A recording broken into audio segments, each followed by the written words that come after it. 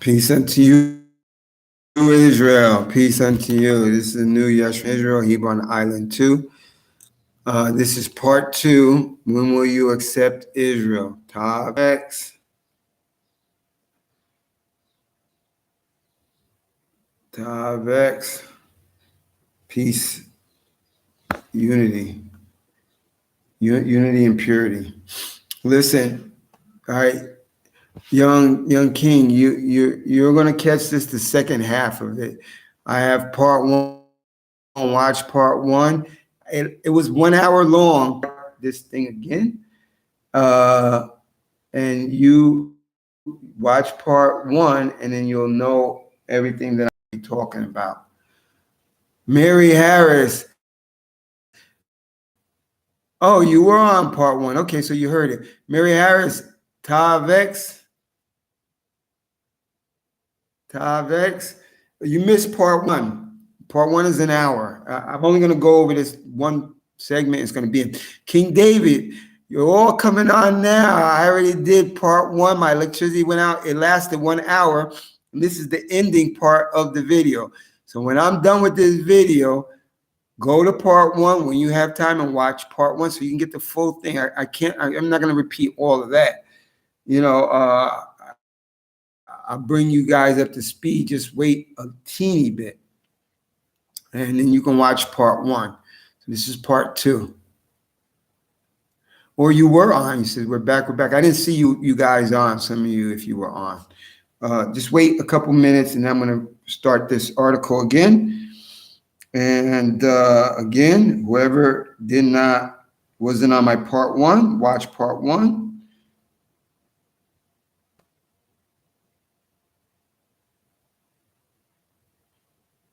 Okay, I don't see you on now. I'm on. I got a couple people on. I'm giving a couple minutes. It's only 2 minutes. I'm gonna just give like maybe about 3 minutes, and I'm gonna start the video. This is part 2. My electricity went out. All right, so guys, just hold tight.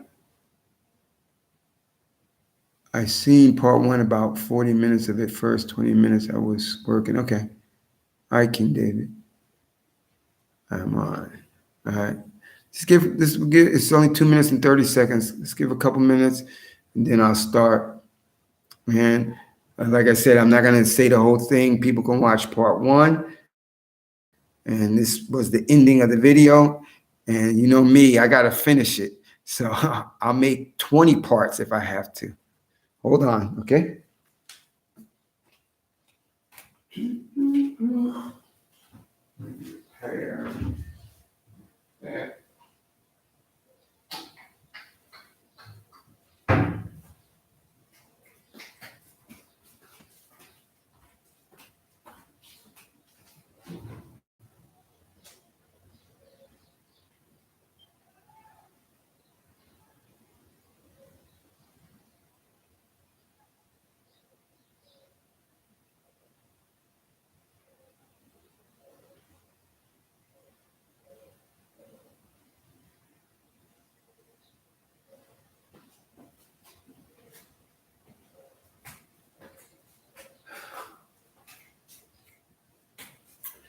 Okay, let's see how many minutes we on. We're on 4.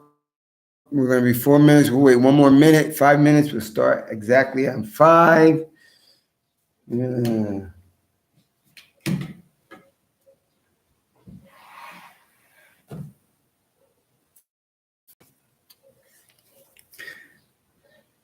Okay, good part 1. We sure do love our enemy. Yep. Yep.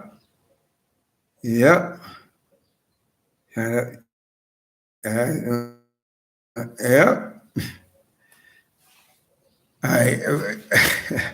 Axstar, what's good, our people? Listen, Axstar, I made a part.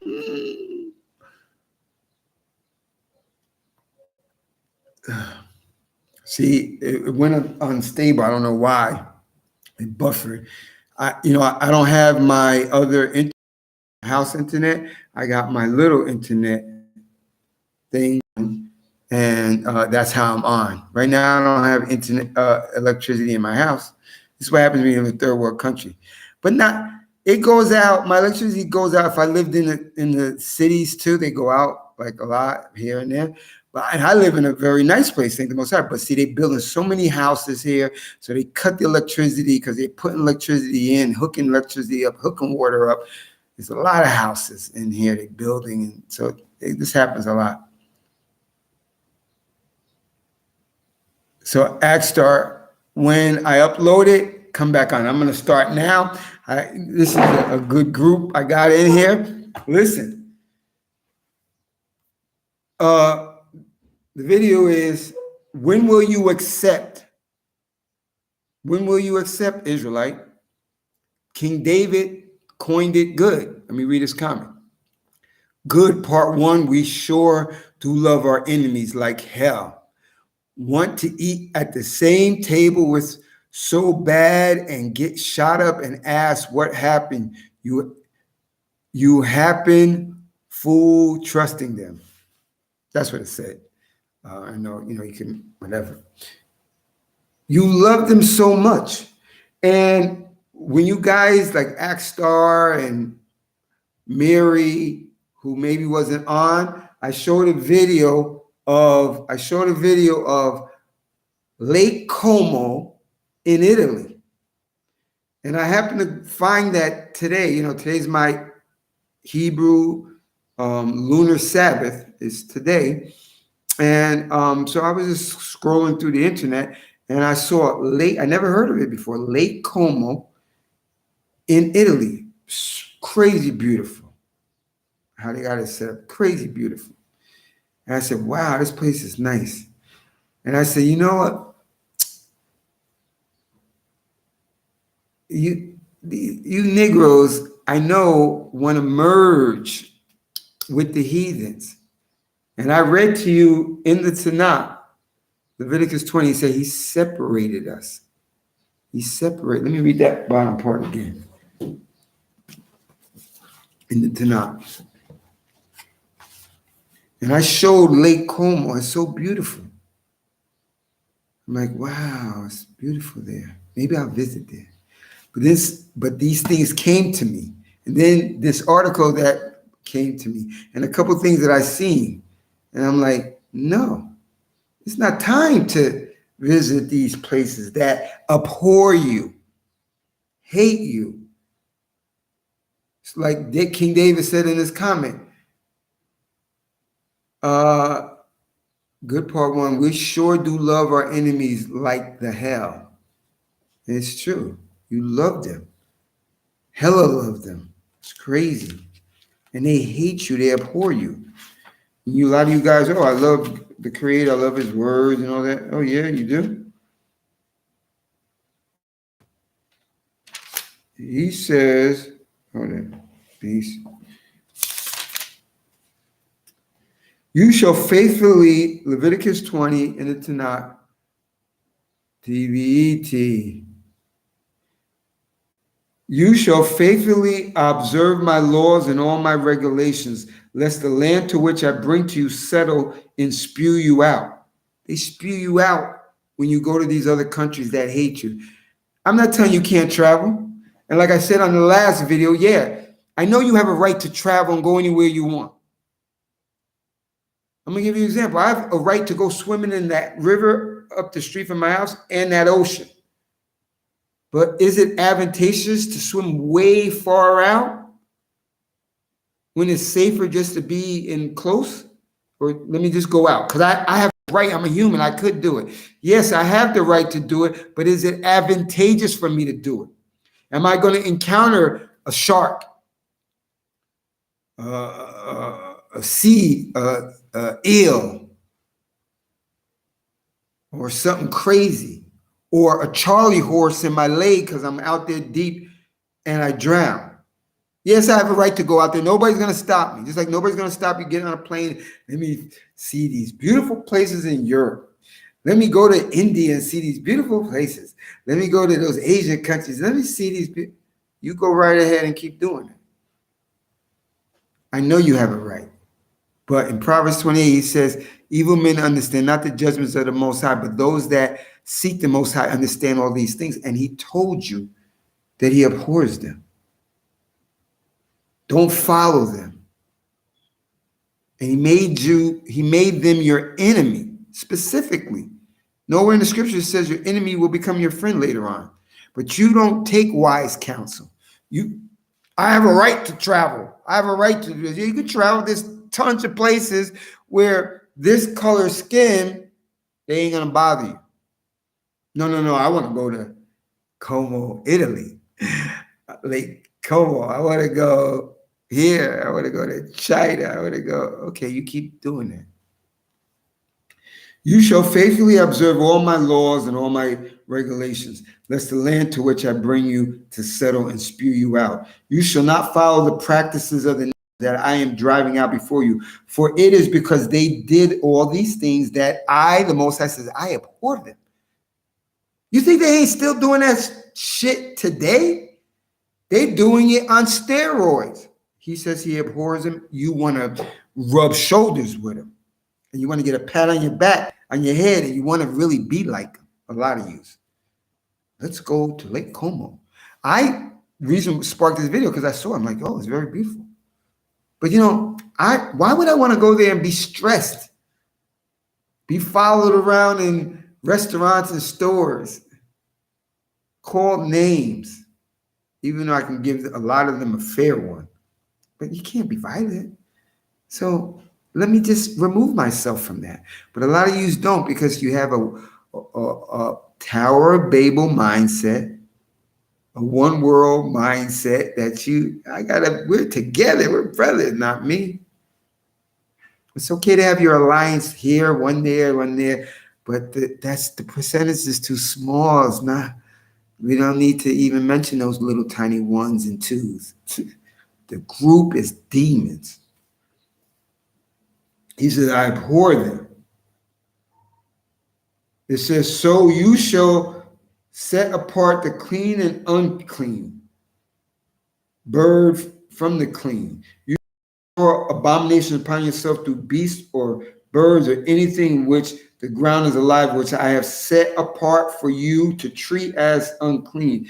You shall be holy to me, for I am holy, and I have set you apart from other people to be mine. The reason why he said he set you apart from other people to be mine, the reason why you can't figure out why do they hate us, you still accept it. That's why I wrote the video. You can't accept this because he set you apart on the world stage to be different, to be holy. They're not holy. I know you want them holy. I know you want to be a brother and sister to them, even though they abhor you. You're not wise. And you're going to pay the consequences for that. The emotional, physical, mental consequence for that.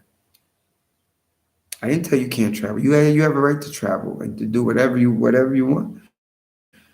But it comes with consequences. Don't take them.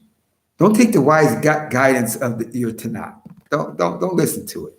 He tells you he abhors them. Got to be for a reason, right?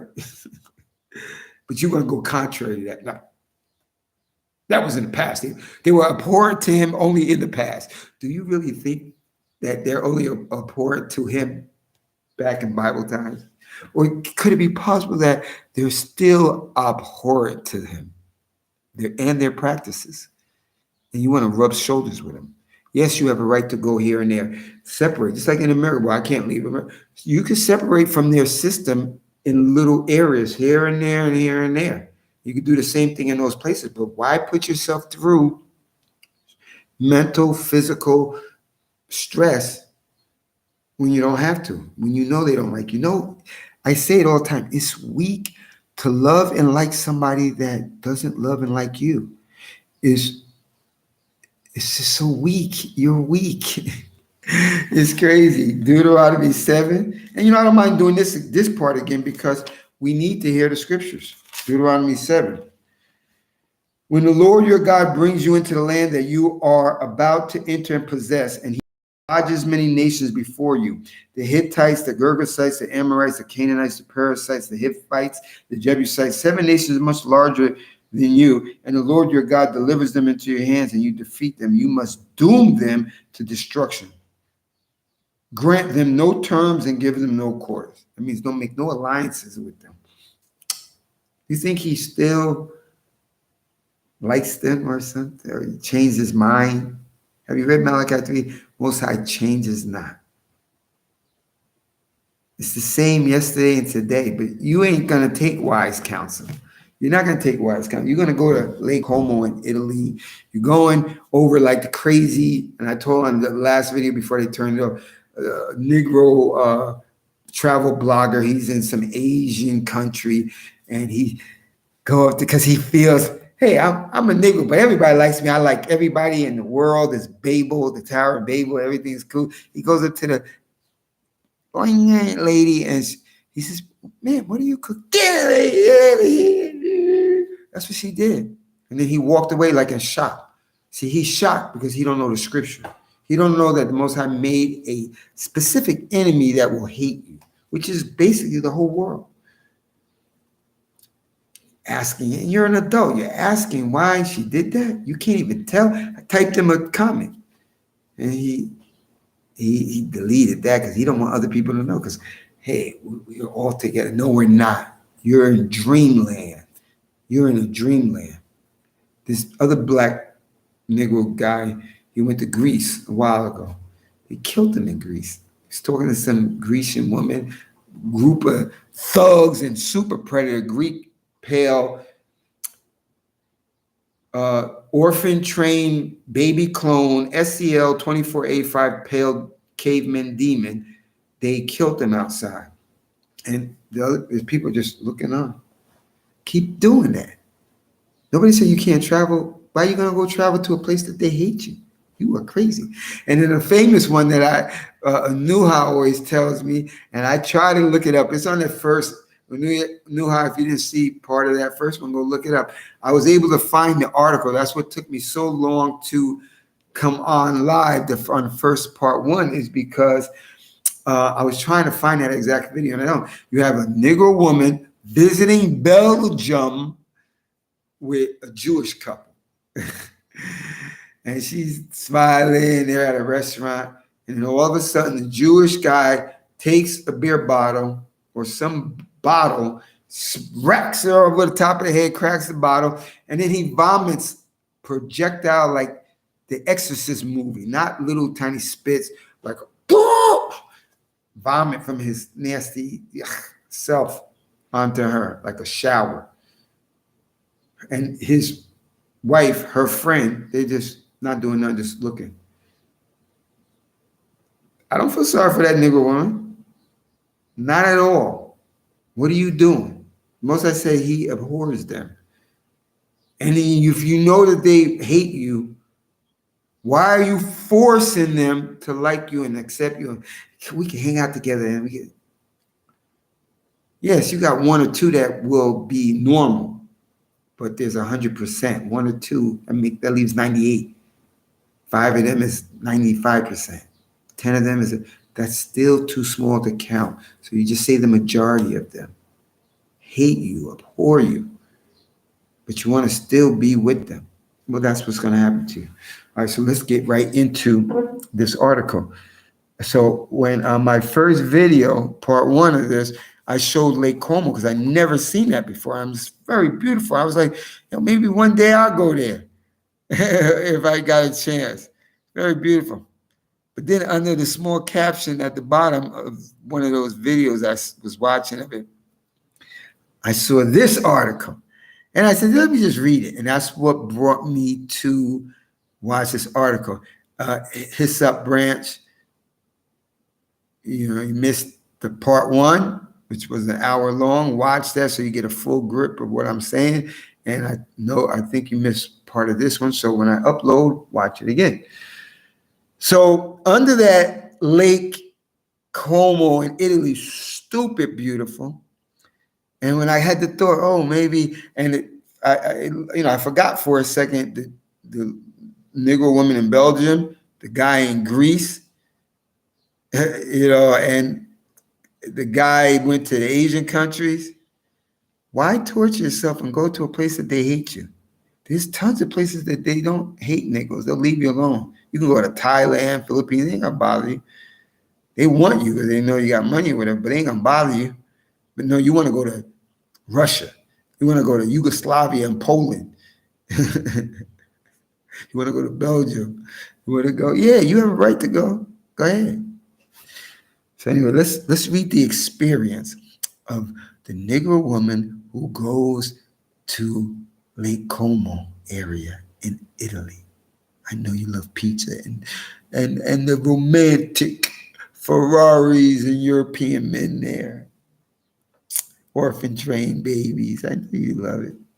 She loved it. She was enthralled by it until reality hit. This is the title.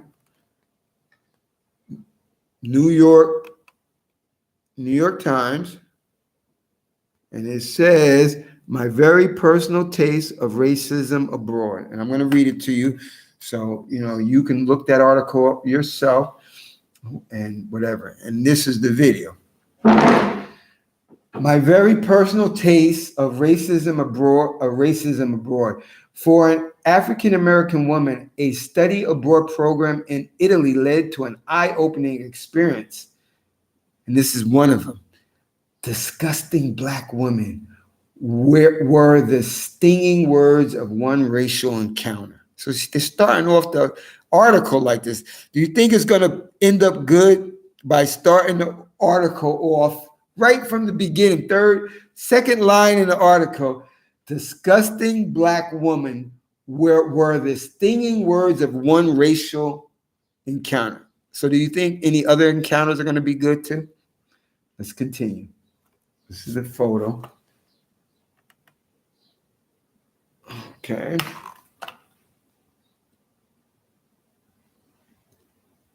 Up until about 5 years ago, I didn't have much experience being black outside the United States.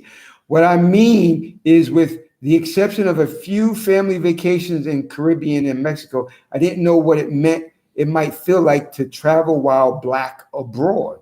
Then I decided to spend the fall semester of my junior year abroad in Florence, Italy. My roommates during my sophomore year had both studied in Italy and raved about the time, raved about their time. They gushed about the paninis. Those are little delicious Italian sandwiches. They gushed about the panini from a little shop around the corner, the picturesque villas that housed their study program, and regaled me with the stories of fun parties and their Italian stallion romances. I was ready for that to be my life. Fun, food, and a European love story. Negro just love to be with the other nations. Think they're better than your man. They're not. I'm a Negro. I feel super proud of myself. Don't want to be nobody else. Love my coat, complexion, and I abhor the heathens. They were white, she said, but I was caught up in the excitement that I neglected a crucial difference between me, my roommates, and the majority of the other students I was studying with abroad. And that's what I'm talking about. That's that Babylonian tower, Tower of Babel thing. Everybody's the same. She's the only Negro woman there, but she thinks, oh, I'm like them. No, you ain't. You're going to get a reality check, a chin check. And she got one. They were white. I, on the other hand, am an African American woman with skin the color of dark chocolate and full lips. You know what that means? I love that. They don't. She's going to find that out. In the United States, I was aware of racism in a broad sense, but perhaps because of my age, my eyes weren't fully open to it. That's why I'm making this video, so your eyes could finally get open, some of you crazy people, Israelites.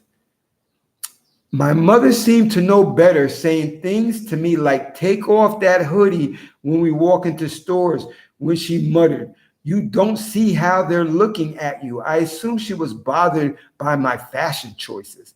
After my semester in Italy, I realized what she meant.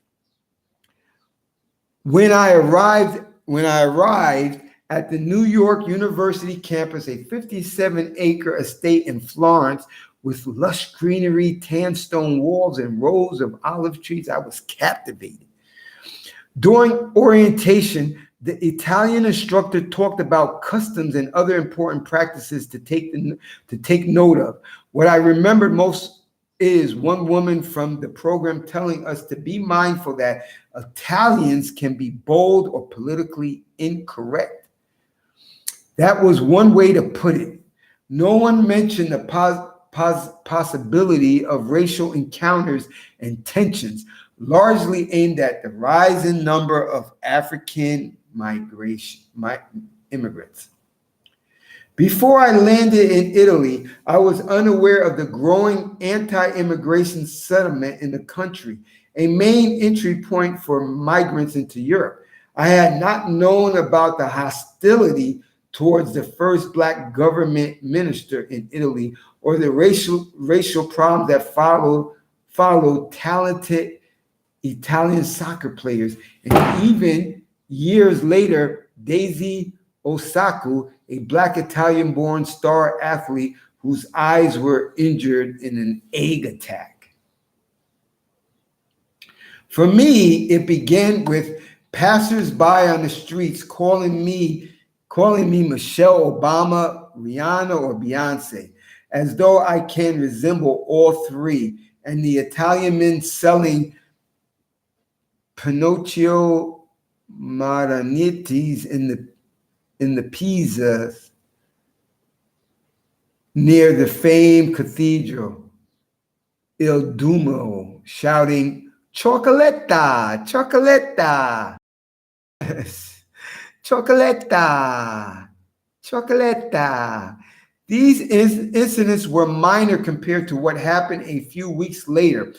I took a trip to Chiquatera, the 5 scenic villages on the rugged Ligurian coast in northwest Italy with about 6 friends. All right, let's get into this excursion she's taking, thinking that she's the same and everybody likes her all around the world. I was in my own world on a crowded beach, sitting underneath an umbrella while the other women in my group were by the water, when I noticed an olive-skinned man in swim trunks with a beer in his hand flirting unsuccessfully with them. When we were getting up to leave, he approached our group, and he did not seem drunk. I assumed he was just going to continue battering, but before I knew it, the rejected suitor started aggressively telling my white friends in Italian accent English to pick up their trash. He was talking about her. He ignored me and the only other Black women in the group as if we were invisible, but I wasn't struck by this at the time. After a few heated words were exchanged between them, we all started walking away. We struggled through the deep sand. I suddenly felt a cold liquid hit the side of my body. When I turned, another splash of beer went directly to my face. The man in the swim trunks were hurling the contents of his bottle on me and the other Black female. Only droplets land on the women he had argued with, those white women. Before I could figure out a response, the other Black female began yelling at him. The rest of us stood watch for a minute until he grabbed her like a rag doll. She had such a tiny frame. His hands seemed to fully wrap around her arms. The other women did nothing. Oh, these are the people you like. They ain't going to help you. Go to France. Go to Italy. Go to Russia. Go to Yugoslavia if you want to. Thinking that you're the same and you're going to find some European romance. The other woman did nothing, so I quickly stepped in. When I gave his arm a solid punch, he finally let her go. I looked around and saw the sea of white faces staring on the packed beach. Not a single one had made a move to help. Keep thinking this is the Tower of Babel. You're going to be out to sea alone with the sharks. I looked around and saw the sea of white faces staring on the packed beach. Not a single one had made a move to help. I then locked eyes with a black man. He appeared to be an African immigrant. Because he was selling beach gear draped from his body, much like other immigrants I had seen who usually sold knickknacks or knockoff purses on the street. We stared at each other for what I felt a full minute, and his eyes seemed full of sympathy. As my group walked away, one of the women made an observation I never forget. Did you hear that? He just called you disgusting black women.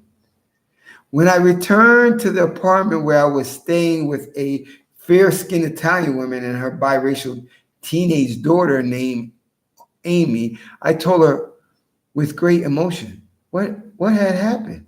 She shrugged. You're in a different world, nigga. You don't know what's going on. It's 2022. I told her what great emotion. What had happened? She shrugged and said in a mixture of Italian and English, it happens. It happens to Amy, her daughter. So the white woman must have married a Negro type guy, and she's telling her, not shocked, she said, this happens to my daughter, whose father is black. But I couldn't shrug it off so easily.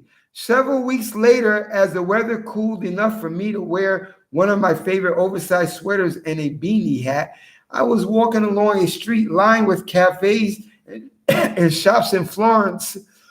I'm so excited reading you this. That's why I'm choking. Making my way down one of those impossible narrow sidewalks, heads bent over my phone.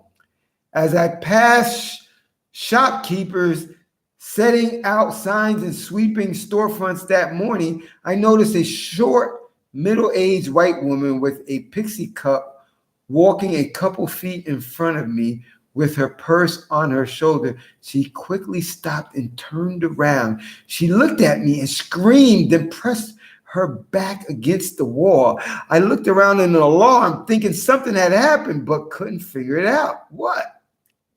She screamed again, and this time she fled the sidewalk. At this point, I could see the shop owner staring. The woman continued to look at me and shrieked once more. When I asked what, she gasped as if she were both frightened and disgusted that I had the nerve to speak to her. She then shielded herself behind a parked car. I was dumbfounded. So I kept walking, trying to leave my embarrassment on the street behind me. I wish I could say that was the first time something had avoided me on the sidewalk in the world-famous city full of international tourists and students. It was not, but it was by far the most blatant. After that, I was hyper aware of the stares and comments as I traveled. See, you need something that bad to make you not want to be next. After that, I was hyper aware of the stares and comments as I traveled around the country, from the chocolate festival in Perugia to the sightseeing in Milan and Venice and visiting the Colosseum and the Vatican in Rome, even tossing coins for good luck in the Trevi fountain there. On my last night in Florence, I was supposed to meet a few of my friends at a bar for farewell drinks. Early in the evening, I had a lovely dinner with a group of Italians to whom I had been introduced by mutual American friends. This was the first time I had truly felt accepted in Italy. See, these people don't get it. It's only a few. That's why I say don't even mention it. 1, 5, 6 like you. The 96 million of those Italians won't like you. You're stupid. You have Stockholm syndrome. You got that Tower of Babel mindset, which is only going to give you emotional and mental stress. Why go there? There's millions of other places not to go that they'll treat you halfway normal. This was the first time I had truly felt accepted in Italy, and I regretted having to leave them to go to the bar. I figured that I asked for directions when I got to the neighborhood because I had purposely let the money run out on my pay-as-you-go phone, just as I tried to spend the last of my euros. In my passable in my passable Italian, I walked around trying to ask for directions in the same favorite outfit I had worn on the day the pixie haired screamed on the sidewalk. I was taken aback when a group of white men brushed past me as if I was asking for money, not the location of a popular bar. Then a youthful, nicely dressed white couple walked arm in arm, stopped abruptly as the man moved in front of his woman defensively, protectively, only to tell me he didn't know where the bar was. After even more attempts to get directions were ignored by the passerbys, I gave up looking and went back to the apartment where I was staying that semester. The next day, I had an early flight back to the United States and now just wanted to go to bed. When I told New York University program officials about my first racial encounter on the beach with the beer wielding man just after it happened, they apologized profusely and vowed to mention racial issues at further orientations. Tyra Lieberman, the University Associate Vice President of the Global Program, told me that after my experience and hearing from others with similar issues, New York University held conversations with faculty and students so the university could implement ways to better prepare students from a variety of demographics for life abroad. To my surprise, two of my Black friends who had studied in Rome in another college program had a great time, and that same semester, one actually met her Italian fiance there. I don't know what made my difference in our Italian experience was it was more cosmopolitan Rome. I can't say.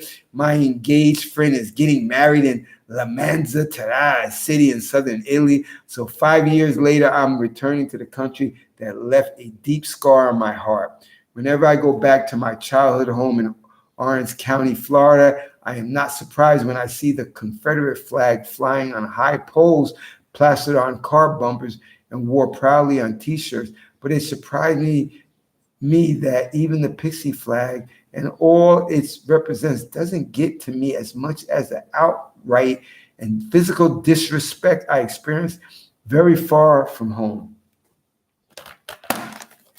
Let me put this away. Let me get comfortable. I'm not comfortable.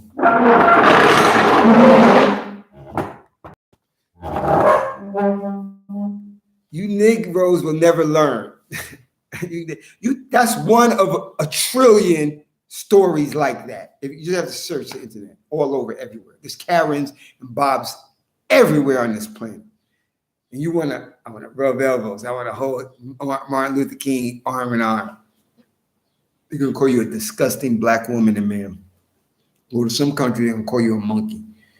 Look for your tail. I don't know when will you get the picture. The Most High says in Leviticus 20, he abhors them and he separated you.